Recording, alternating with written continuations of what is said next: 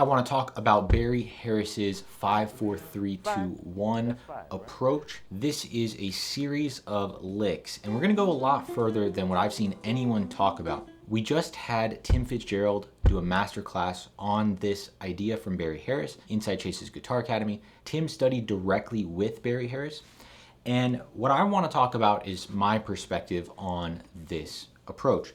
Now, the ideas here are very, very solid. Obviously, no one's contesting that. However, what I don't see get talked about nearly often enough is how do you actually go from learning these licks to understanding them to applying them so you can connect and build them. So first we'll talk about what are these 5-4-3-2-1 ideas, these pieces of language, how I think about them using essential jazz patterns, and then how to actually expand upon them creatively. All right, so starting off with this first one. I've never seen anyone actually talk about why they're named 5-4-3-2-1. To me, the naming is actually pretty arbitrary, but we'll do this in the key of C. So this is all you can think about over C major 7. The first idea, the 5, starts on the 5th of C major. What I want you guys to realize here is that this is actually describing a major triad, what I call essential jazz pattern number 2. If we think about this C triad right here, we chromatically approach into the root. We start on the 5th, go to the root, chromatically approach above to the 3rd. So this is really just playing the triad with that movement around it. No one talks about that for some reason. So in essence, if we take away those chromatic notes, we really get just the notes of the triad. All right, the next one from Barry Harris is what he calls 4. Now this is what's weird to me. It's called 4, but it still starts on the 5th. It sounds like this. Okay, so what's going on with this idea? The way I would think about this, and again, we're thinking about it relating to these essential jazz patterns, because once you understand what is going on, how this phrase actually functions, then you can link it into other phrases much easier. Without calling anyone out, the other teachers that I was seeing talk about this online, they just demonstrate connecting all of them in a bunch of ways, but they don't talk about how to actually do that. So that's not very helpful for you, and I want to make it helpful for you. So what is happening here? Now, we have two things happening here. The first one is that we're using this 3-note phrase. So I think about this as just a 1, 2, 3, which is just 3 consecutive scalar notes. I call this essential jazz pattern number 1. But then what we do, we don't go immediately to that last note. We do a 3-note enclosure. So that helps us target that last note in a jazz, idiomatic jazz way. So the way I would think about this is it's that 1, 2, 3 connected to a 3-note enclosure, which I call essential jazz pattern 9.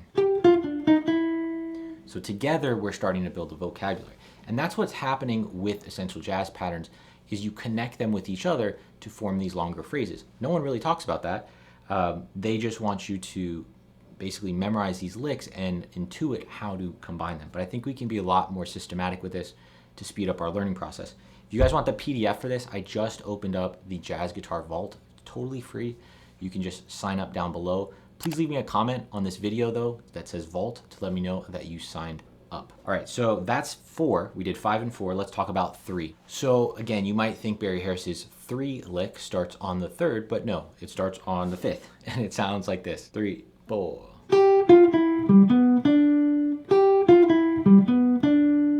So that's a really nice lick.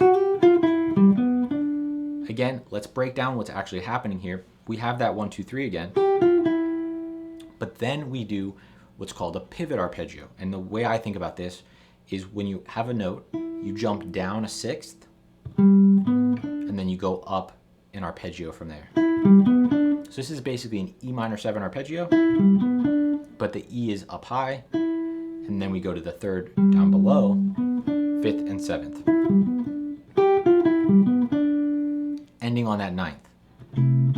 So we get like a nice major 9 sound. So again, this is that 1, 2, 3 connected to a pivot arpeggio.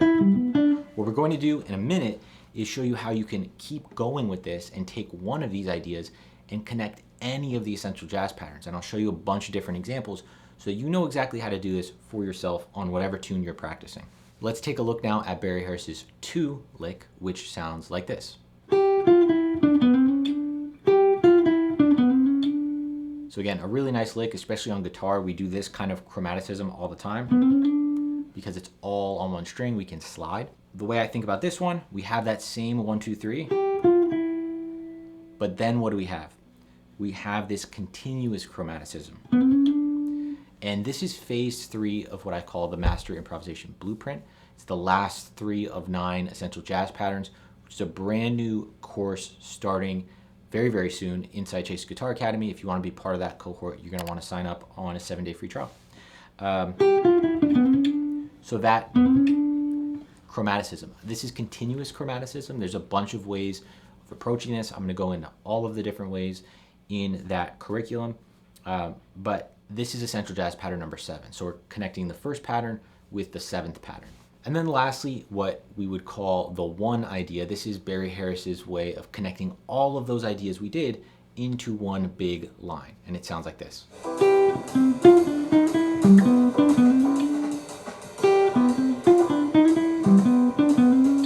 So it sounds great. No one is contesting what Barry Harris is teaching us as far as the actual language, but I think what's missing is an actual understanding of what's happening. And now let's talk about how to actually use that and develop it further. Besides memorizing these, practicing them in all 12 keys, etc. We can be a lot more creative here. So let's take one of these ideas and then connect it to each of the 9 essential jazz patterns. I think you'll see how effective this approach can be. All right, so let's start with just that first one in the Barry Harris phrase, which is 5. So we're gonna take that 5, and what we'll do is link it to each of the 9 essential jazz patterns. So the first one is this 1, 2, 3. You might get something that sounds like this.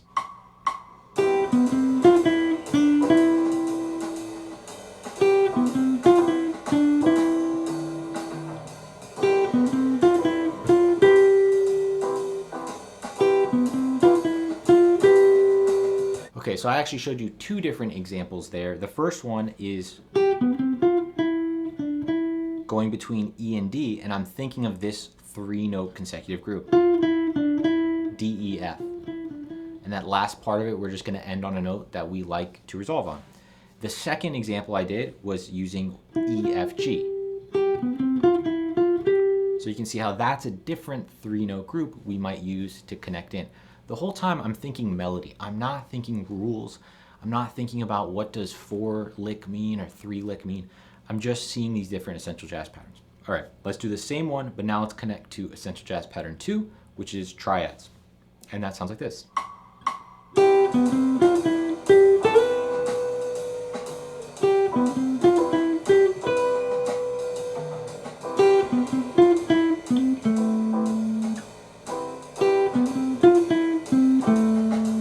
All right, so here we did 2 different ones again. E minor triad, E, G, B, or I went down, E, C, A, an A minor triad. Either one works, we're just connecting to a triad. Essential jazz pattern 3 is the 1, 2, 3, 5. Let's listen to that example.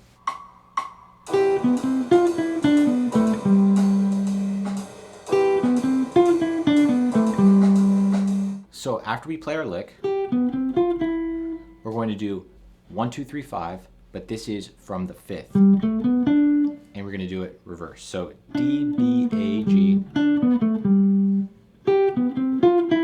then connect to the 1, 2, 3, 5, ending there. The next set, what I call phase 2 of the Master Improvisation Blueprint, is arpeggios. Let's connect it to the essential jazz pattern 4, which is 7th arpeggio.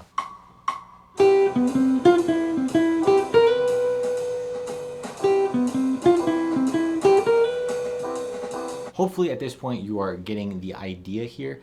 I'll finish out some of the other ones, but if you guys want to learn how to actually do this in a structured, systematic way, going through repertoire, going through the system, learning these 9 essential jazz patterns, how to practice them, I have the whole thing laid out. Phase 1 and phase 2 are complete inside CGA, and phase 3 is coming out very soon, so you can join us in doing that by signing up now. So let's finish this out. Essential jazz pattern 5, which is 9th arpeggios.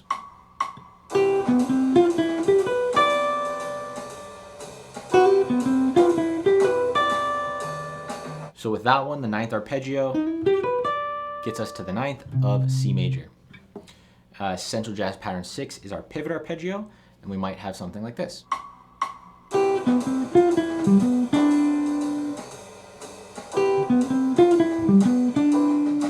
So that one's actually very similar to Barry Harris's final phrase that combines them all.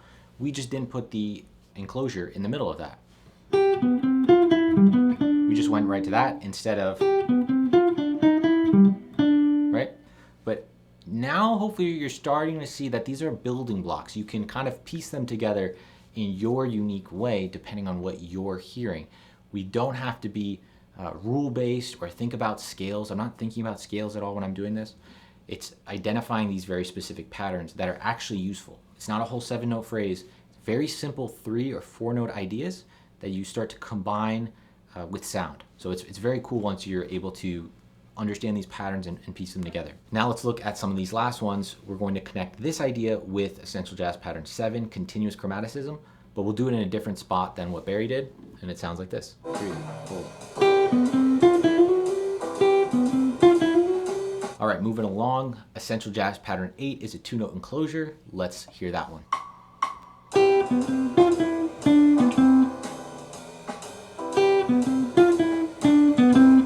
So I had a little 2-note enclosure around C. It's a little on the nose, but there's definitely context where that would be a cool lick to play.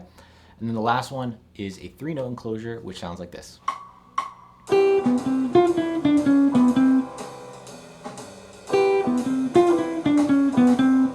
All right, if you guys want to learn more about Barry Harris's approach, you can learn directly from Tim Fitzgerald, who learned from Barry Harris. We have a whole series of Barry Harris classes, Barry Harris 101, 201. The next one is still happening in March, and you guys still have time to check that out. That's on the premium plan. If you guys want to learn about the essential jazz patterns, how to connect them to essential jazz vocab, and my method for learning improvisation, that is inside Chase the Guitar Academy on either plan. So either way, you can check that out and get the free PDF for this. Comment Vault below, and then sign up to the Jazz Guitar Vault. I'll see you guys there. Thanks.